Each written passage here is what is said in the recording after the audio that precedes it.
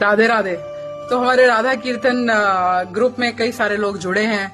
वो लोग personally level पे भी कनेक्ट करते हैं और कई लोग ऐसा क्वेश्चन पूछते हैं कि क्या आपने दीक्षा ली हुई है।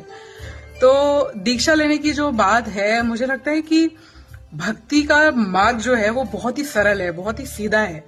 मतलब अगर मुझे मेरे गुरु जी में श्रद्धा है, मुझे राधा रानी में श्रद्धा है, मुझे ठाकुर जी में श्रद्धा है, उसके लिए नियमों की जरूरत होना एक बहुत उच्च स्तर की बात हो गई। लेकिन जिसने अभी का खा गा शुरू किया है, उसको अगर इतनी मोटी मोटी किताबें पकड़ा दी जाएंगी तो क्या वो उस रास्ते पे चल पाएगा।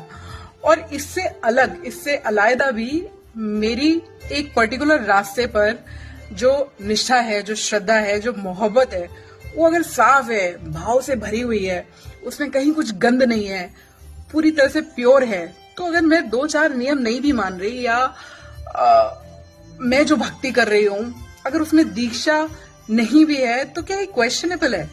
मतलब मुझे ये बात बड़ी अजीब, बड़ी चुभती है। खुद गुरुदेव महाराज जी कहते हैं कि आप दुनिया के जिस भी कोने में बैठे हैं, अगर आपने मन में मुझे अपना गुरु मान लिया तो मैं आपका गुरु हूँ, उसके लिए कोई दीक्षा लेने की जरूरत नहीं है। लेकिन ये कुछ टिपिकल लोग चीजों को इतना मुश्किल क्यों बना देते हैं? वो क्यों इसमें भी कैटेगरी बनाने की कोशिश कर रहे हैं कि वो लोग जो गुरु जी में मानते हैं उनके पास दीक्षा है या नहीं है।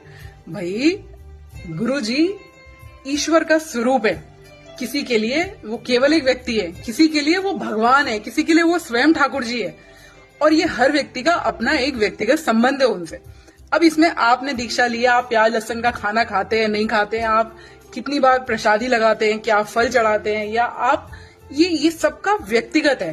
प्लीज इससे लोगों को जज ना करें।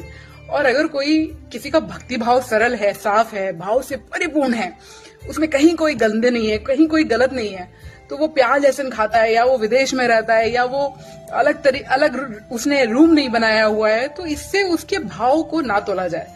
मतलब मुझे पर्सनली नहीं अच्छा लगता। भक्त का भाव तो बहुत क्लियर होना चाहिए। हाँ, दीक्षा जिन लोगों ने भी ली है, जो लेते हैं, मैं उसका सम्मान करती हूँ। वो एक प्रोसेस है और मुझे लगता है वो एक ऊंचा स्तर है।